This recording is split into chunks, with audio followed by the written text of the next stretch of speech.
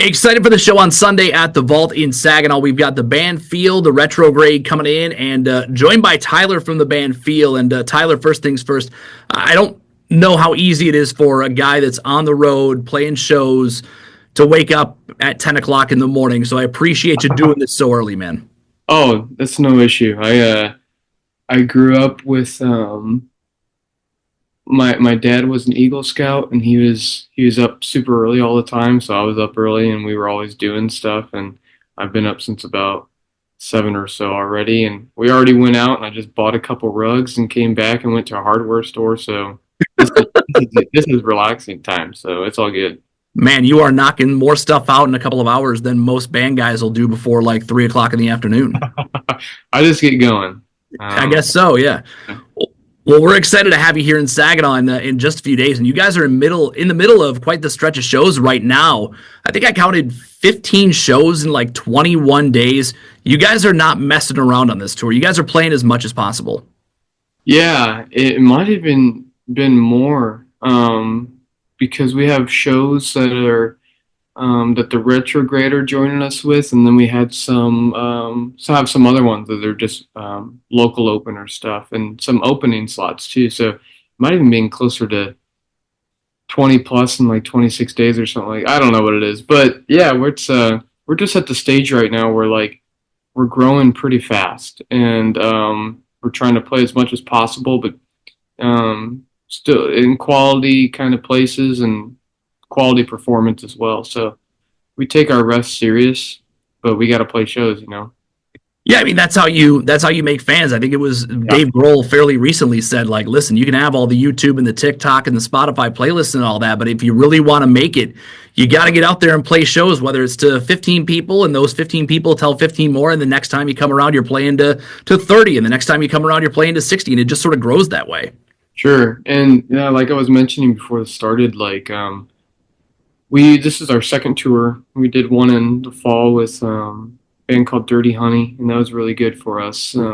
Just experience, but also kind of garnering a little bit of a further community and the live aspect. But this is like our first stretch of headlining shows, and it's been going extremely well. The tickets have been selling so well. It's just at risk of sounding pretentious, it's a little unheard of with being the first one. How many we're selling? We're not selling 10,000 by any means, but it's yeah, we're just getting out there and playing. And it's cool, related to what you're saying, to see how things are growing and that a community is being built based on just music we can all share together. What was it like going out on that first run with Dirty Honey? I mean, those guys have sort of built everything themselves with no record Mhm. label. They're an independent band that has had a couple of number one songs. What's it like to have that first run out with those guys that are also sort of a DIY band? Yeah, well, first off, it was long. It was like 8 weeks with them, and then we had a couple of our just one-off headlining shows out west. But it was like 9 weeks total, I guess. So it was really long, and we learned a lot from those guys. I talked to all of them about the business side of things, in particular, learned the pros and cons of doing it the way that they have. There's a lot of pros, there are some cons, and yeah, that was kind of the biggest thing, and obviously just getting a lot of their fans, and drawing out a lot of folks by ourselves, which was awesome too to see. After we had released some music a couple weeks later, there would be people singing the songs, in the first couple rows, and so it gave folks the opportunity to see us in that capacity as well. But yeah, we learned a lot, whether it's from Dirty Honey themselves or just the nature of going out there and doing it for the first time. At any point during that tour, did they tell you guys to like run from the music business, like get away as quickly as possible because this thing's a nightmare? No, not really. I mean, they've been doing it for, in comparison to a lot of rock bands ever, but they've been doing it a long time. No, it didn't really get that. They might have filled me in on some things they wish they would have done differently, or what they would like to do in the future differently, but nothing to say like, no, run while you can. Um, I'm good friends with Brian Hinneman from the Bottle Rockets, and he's seen every aspect of the music business, whether it was with Uncle Tupelo or Wilco or the Bottle Rockets, of course. And he's a little bit more so run as fast as you can, but in a playful way. But no, everyone's kind of. It was almost like we were the last ones to see that we're kind of on this certain trajectory right now, and everyone's been really encouraging about it and thinks it sees the legs that it has, and we're just trying to take advantage of this momentum and enjoy it while we are, and hopefully it'll continue into a further career. And you guys really jumping right into it. I mean, going right into your first tour is 9 weeks. I mean, you guys really this version of the band had only been around for what, a year or so before you guys go out on this tour. Yeah, I mean, our first official, like, we'd released a single and an EP prior, but less than I guess about a year for these official singles. But in the eyes of the world, we've only been around since like September, which is not actually the case, of course. But yeah, Caden bassist was in the band. His first gig was July 4th of 2024, and Garrett, the singer, was I mean, his first gig was September of 2023, and we were hanging out in April of 2023. So it's been less than 2 years. What's it like to, I mean, obviously you guys are rehearsing, you're playing shows together, maybe locally, but what's it like to take these people that you've only, spent time with for the past, say, years or even a couple of months, and then now all of a sudden you're crammed in a van together for 9 straight weeks? Yeah, well, it's weird. Not weird to us, but it might be weird hearing it. It's we don't really play locally all that much. Never did, and it's easy to get comfortable at home. That's the biggest reason. We kind of focused on regional and other places. And Garrett's boy, I mean, his first gig with us was in St. Louis. Second gig might have been as well, but within like a month, we his like sixth gig with us was on this short run with Blackberry Smoke in Florida. So yeah, we didn't really know him. I don't know if I do know him still. That's a joke, but he's a man with many colors. But yeah, it wasn't weird for me because I've played with other artists and been on the road, little short runs and whatnot with folks I didn't really know all that much. Um, so it's kind of hard to say. I can't say like I'm the veteran in the group, but I have a lot of gigs under my belt where these guys have. TJ probably has a couple hundred. Garrett's like probably 100 at this point, about the same as Caden. Not with our group specifically, but probably got about in my whole playing career like 700 or so. So like that's a long way of explaining. Like it was really natural. It just felt right. If we didn't want to hang out with the dudes, we'd find someone else to hang out with. But we do, and they're all so talented. I always say it's awesome being the least talented guy in the group because I can lean on them, and it's a really good band, and it's been pretty easy so far. Not easy as far as like this just came out of nowhere, but it's been easy to do this together. Yeah, and it was just a few months ago that you guys dropped your first official EP, but you guys actually put out, you've talked about it already, the live EP came out even before that.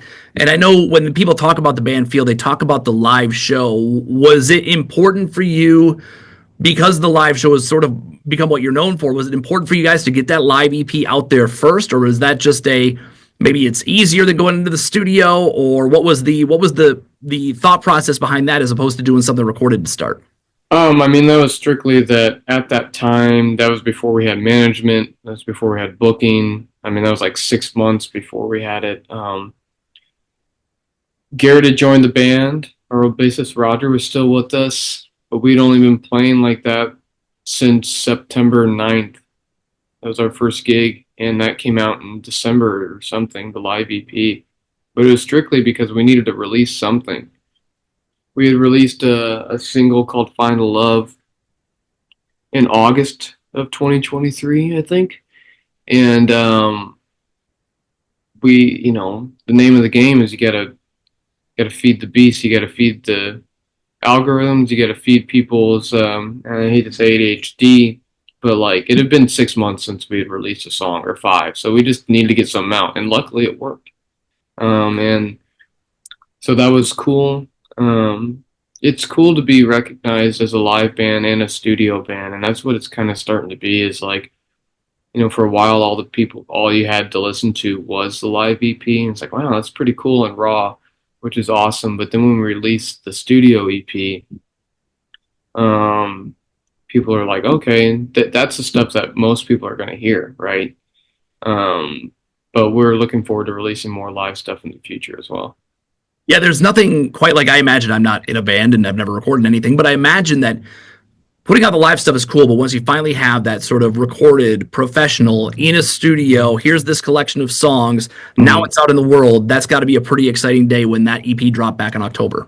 Yeah, it was exciting to see people's reaction more so because we were ready for the next one, 2 months prior to that, or at least to get new music out there. But yeah, it's been overwhelming at times. It's been natural feeling at times. It's just it's the first time I've been a part of releasing my own music that it's almost guaranteed that these hundreds of thousands, getting to be millions of people are hearing the music. So it's been awesome. It's almost like I often say this community that's growing around us, it starts to feel like all of our music. It's like we can share it with you, but it becomes your own thing. And not to sound hippy dippy with it, it's just a very feeling of togetherness. And I think that's been my favorite part so far. But yeah, being in the studio is great.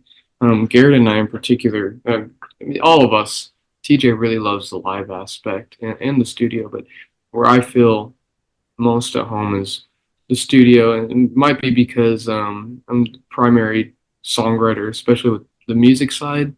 So I get to what's in here gets to be out here now, and but yeah, it's all super cool feeling.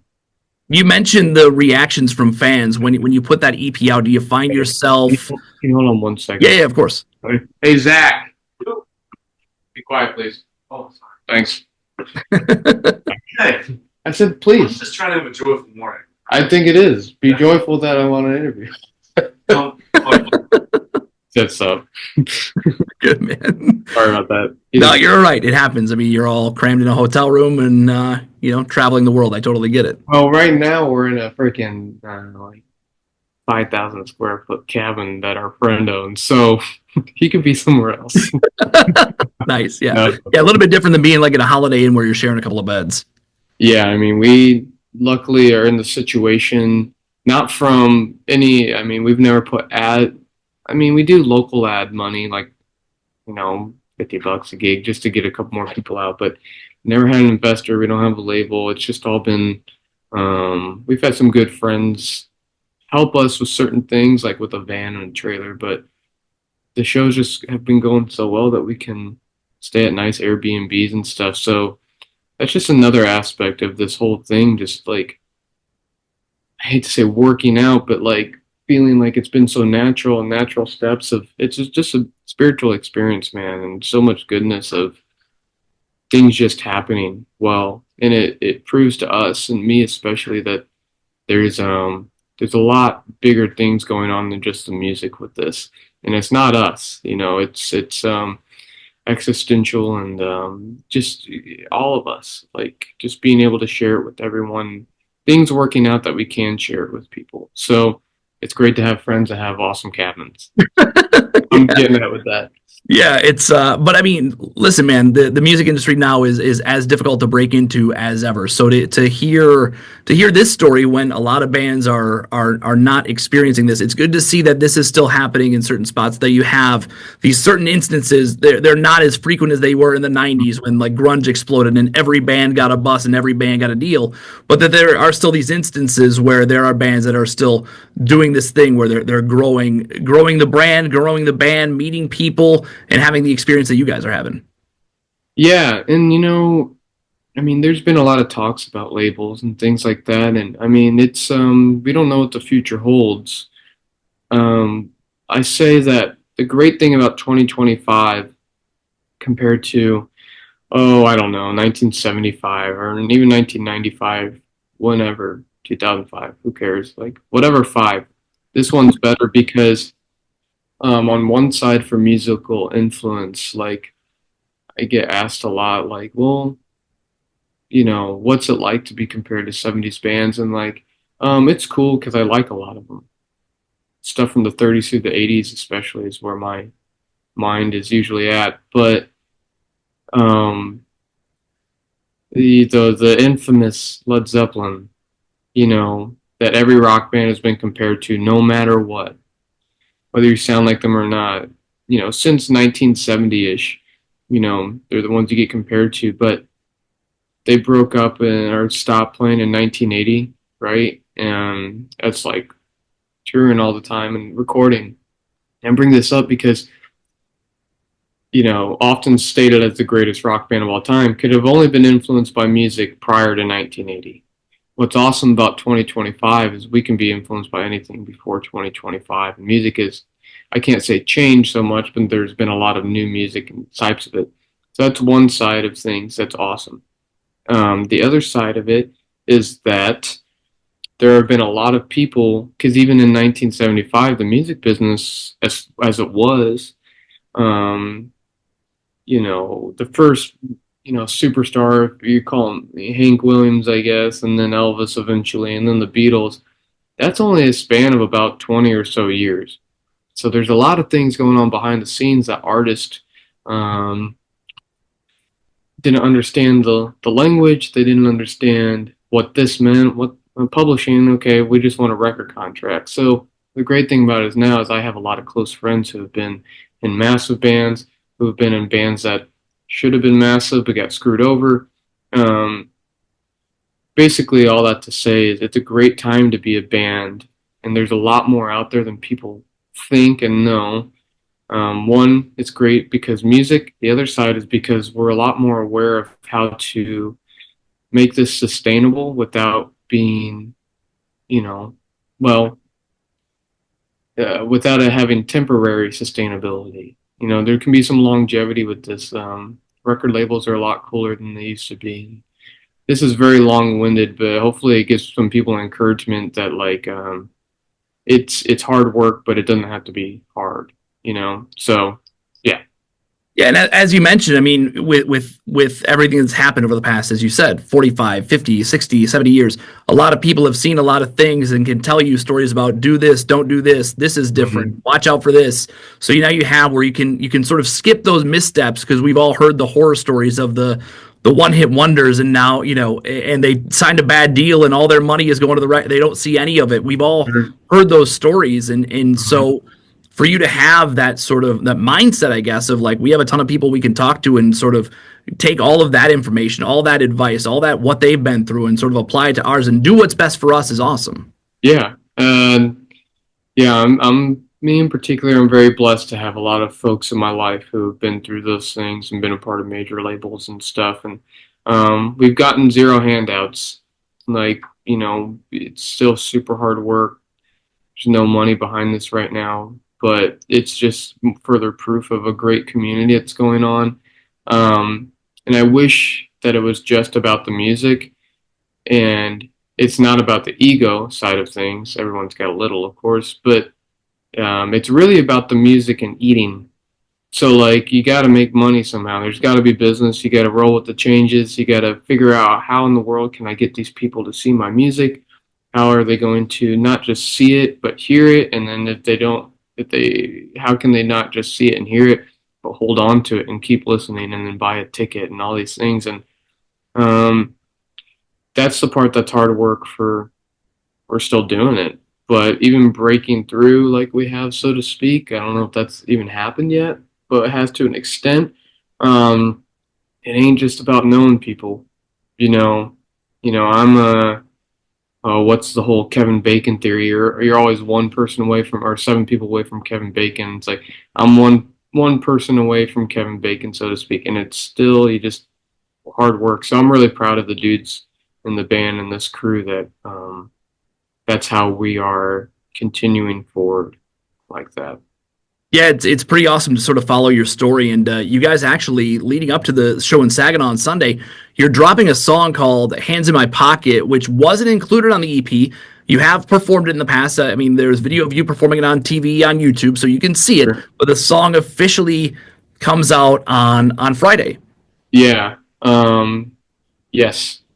So being that we have been a band for a bit, we do have some songs that we call them recycling, and they've changed a little bit over time, and we think they're strong enough. Well, let's release them even if people have heard them before. Because yeah, Hands is on the live EP. We've played it live, a lot and stuff. But yeah, that comes out on March 7th, and there's been a lot of good buzz about it, and it's a good time for us to release music. And then there'll be another announcement, and then there will be another announcement, and then another announcement. So there's more stuff on the way, and we're not stopping anytime soon. We don't know how quite yet. Yeah, right. No, you got the song coming out Friday. Then you've got a couple of shows in Michigan, one in Cadillac on Saturday, one in Saginaw on Sunday, and this is your first kind of big headlining tour. What's it like seeing your band name at like the top of the poster? I mean, it's cool. It's not so much a thing of like we deserve to be there. It's just a thing. It's an honor that we get to do that. And I don't know if the Retrograde are on both of the shows. I'm gonna guess they are. They're a great band too. That's coming up out of Florida, and we love those guys. And it's cool to see them on the bill. And yeah, that's just even more further extension of there's a lot of young bands doing this kind of music, and just dynamic rock and roll. It's not just balls to the wall. It's not just poppy. It can be all sorts of things. But yeah, man, it's really cool. It's super cool.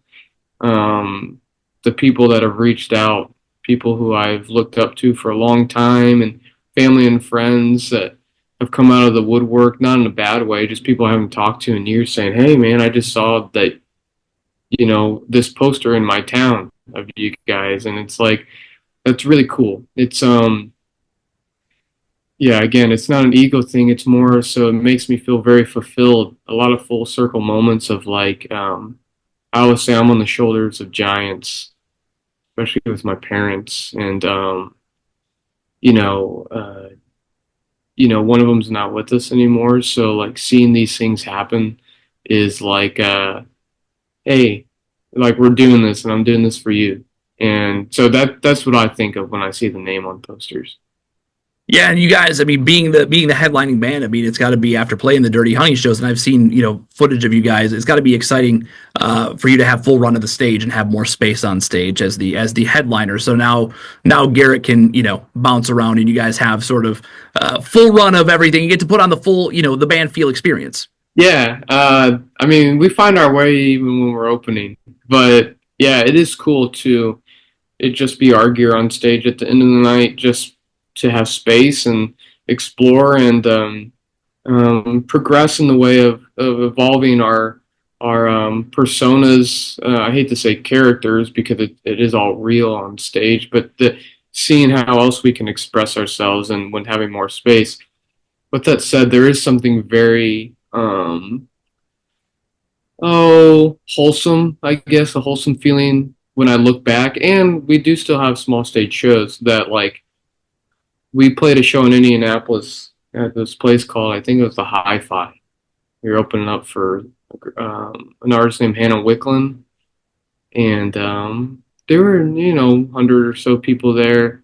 The stage was they had their gear spread out pretty good, so we were like, I felt like looked like George Harrison, like 1964, like guitar way up high and stuff, just trying to stay out of the way.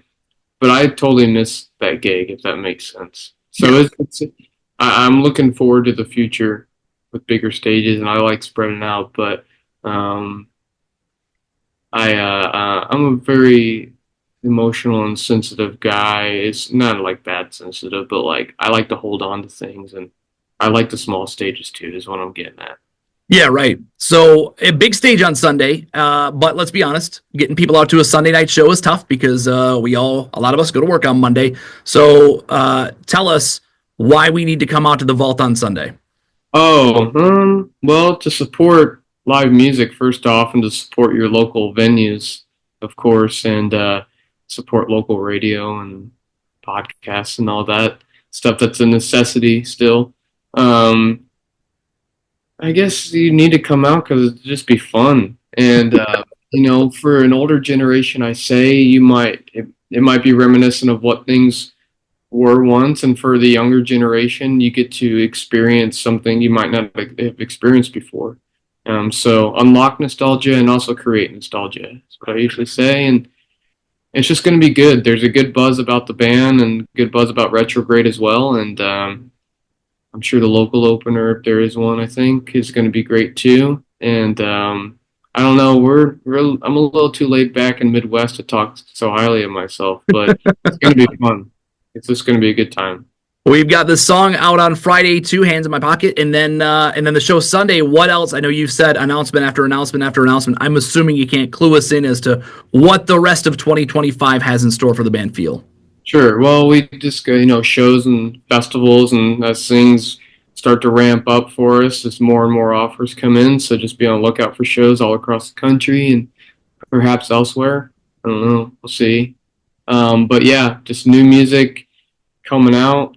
Just look out for April, and look out for May, and look out for June, and the rest of the year. There's always gonna be something going on coming up. Yeah, check out thebandfield.com. All the info is there, all the dates and all the music. Everything you want to find is thebandfield.com. You can find them on Facebook as well. And then you can go see them. $10 Sunday night at the Vault in Saginaw. Tyler, I appreciate you waking up early. Like I said, I mean, this is, it's not often that you talk to a band guy who's like, oh yeah, I've been up since 7 a.m. buying rugs and going to the hardware store. So I don't feel as bad now waking you up knowing that you were awake, but I appreciate you doing this, man. Sure, man. I appreciate the opportunity. Awesome. Thanks. We'll see you on Sunday. Awesome. Peace.